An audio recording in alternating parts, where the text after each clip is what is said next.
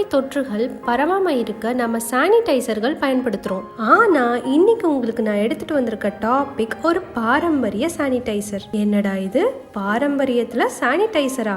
அது என்னன்னு தெரிஞ்சுக்கணும்ல? தெரிஞ்சுக்கலாம் வாங்க. Welcome to Tamil prime channel. Corona போன்ற வைரஸ்களும் பாக்டீரியாக்களும் மனிதனுடைய வாய் மற்றும் நாசி வழியா சென்று தொண்டையில தங்கி மற்ற பாகங்களுக்கு செல்லும். அப்படி தொண்டையில தங்கி இருக்க கிருமிகளை அழிக்கிற வல்லமை நம்ம வெற்றிலைக்கு இருக்கு. வெத்தலை ஒரு மிக சிறந்த கிருமி நாசினி. ஏராளமான மருத்துவ குணங்கள் இருக்கு.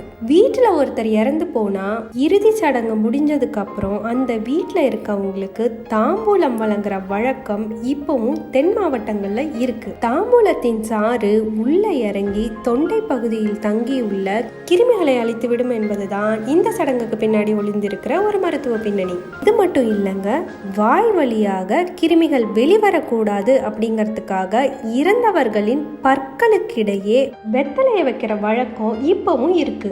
இது கொரோனா காலம். தொற்று பரவாமல் இருக்க சானிடைசர்கள் கட்டாயமாயிருச்சு. ஆனா இந்த கிருமி தொற்றை தொண்டையிலிருந்து அகற்ற சக்தி நம்ம இயற்கை சானிடைசரான தாம்பூலத்துக்கு இருக்கு. பல பேர் கூடுற திருமண நிகழ்ச்சிகள்லையும் நெடுங்காலமா பின்பற்றி வர ஒரு கலாச்சாரம் தான் நம்ம தாம்பூலம் தரிப்பது. நம்ம கலாச்சாரத்துக்கும் பண்பாட்டுக்கும் பின்னாடி இவ்வளவு நுண்ணறிவு ஒழிஞ்சிருக்கிறதுங்கிறத பார்த்தா ரொம்பவே வியப்பா இருக்குல்ல.